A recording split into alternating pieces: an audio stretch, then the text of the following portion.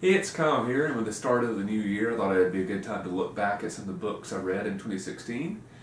So I'm going to do two videos, top 5 favorite fiction books and top 5 non-fiction books that I read in 2016. So this is the fiction top 5. I'll be posting the non-fiction top 5 a couple days after this video. Once that has been posted, I will put the link in the description box below. So if you're watching this a couple days after, or a couple days or later after I post this video, just be sure to check that out in the description box below for the link for the non-fiction top 5. So with that out of the way, let me go ahead and get started with my top 5 favorite books that I read in 2016. First up is Monster by A. Lee Martinez. This is one of the last books I finished reading in 2016. Really enjoyed it a lot. I did a book review on Reread Books. If you're interested in seeing that, I'll put a link to that in the description box below. Very interesting, unique, funny book. I definitely would put humor as the main reason I really love this book.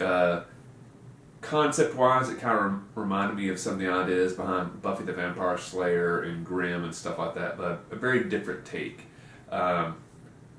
So if you're looking for a good read, check out Monster by A. Lee Martinez. I really enjoyed it a lot. Next up, number 4 is Bloodline by Claudia Gray, which is a Star Wars book, as you might guess from the cover. I have done a review for this book on this channel, so if you're interested in seeing that, I'll also put the link to that in the description box below. This is kind of goes into exploring some of the story that takes place between Return of the Jedi and The Force Awakens. So if you're interested in learning a little bit more about how the events transpired between those movies, basically between Episode 6 and Episode 7, this is a great book. It focuses a lot on Leia, which I think now with the recent passing of Carrie Fisher takes on a very different light.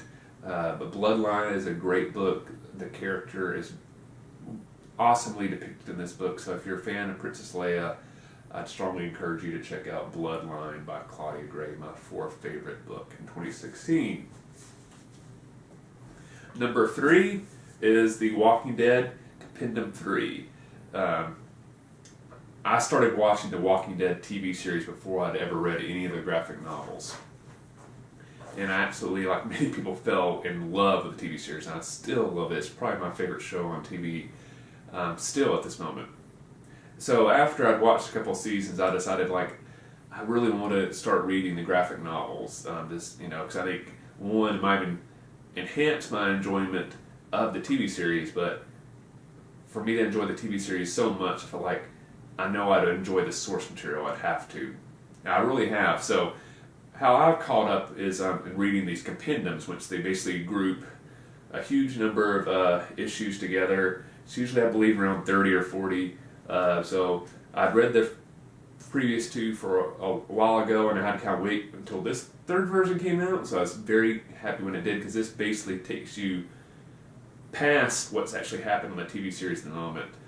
So basically the events that are taking place in this current season are featured in this book, and it actually goes beyond that. But I really enjoy it. The thing I really like about The Walking Dead in the graphic novel form and the TV series is that the TV series definitely honors the source material, but it doesn't follow it 100%. So when you read the graphic novels, you're able to see some of the stuff coming in, you're familiar with some of the characters, but the storylines don't go 100% the same way, so you don't feel like it's spoiled, and you're missing out on some of the surprises that you would get from watching the TV series if you've never read any of the source material. So I'd strongly encourage, if you watch the TV series and you've never read any of the graphic novels, to start checking them up, and the compendiums are a great way to do that. Like I said, the first 3 are out, so I'd strongly encourage you to check that out. And I really look forward to Compendium 4 coming out. I know that's a way off in the future, but I've enjoyed all the first 3, so I really look forward to the next one. My 2nd favorite book I read in 2016 is Morning Star by Pierce Brown. This is the 3rd book in the Red Rising Trilogy. And it was an awesome ending to the trilogy. Really love this series a lot. It's quickly become one of my favorite series of all time, and this is one of my favorite ending books of a series of all time. Pierce Brown is an amazingly talented author. He does a great job developing the characters. This is an awesome sci-fi series. If you're into sci-fi, definitely check it out. I think some people kind of initially, when it came out, kind of grouped it in a lot of the YA books, and even though the characters do fall in that YA age range, this is completely different than any YA. It's much more of an adult sci-fi series who the characters happen to be younger. So if you're really into quality sci-fi and you typically don't like YA, don't let that scare you off. Read the Red Rising Trilogy, and Morning Star is a great way for that trilogy to end. So I strongly recommend that book. And my favorite book I read in 2016 is going to be a little bit of a cheat because it's actually 3 books, but when I explain why, I think you'll understand why I picked this as my favorite book for 2016, even though technically it's 3 books. And it is George R.R. Martin's A Storm of Swords, A Feast for Crows, and A Dance with Dragons. Yep, the last 3 books in his awesome book series that's inspired the Game of Thrones. I knew I always wanted to watch the Game of Thrones once it came out, but I kind of decided early on, probably because at that time I didn't have access to HBO, so there wasn't a way for me to start watching right away. It's like, well, I'd like to read the books before I watch the TV series. So I started reading the books in 2015, and these were the last 3 I had to read, and I finished up in 2016. Love the series, much like the Red Rising Trilogy. Game of Thrones is quickly one of my favorite series of all time. Like everybody else, I'm really looking forward to the next book in the series. I think like everybody else, I really enjoy the TV series. After I finished the books, I did go and binge the entire series, and it is awesome. So when I was putting together this list, initially I thought I'd try to pick out my favorite out of these 3 books.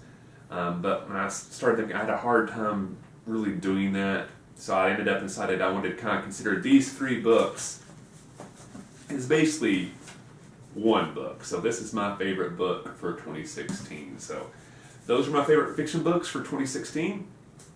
Let me know in the comment section below what your favorite fiction book you read last year was.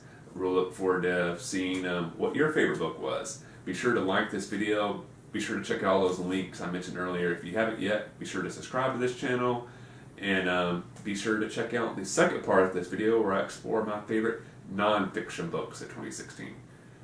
Happy reading, and I'll see you the next time.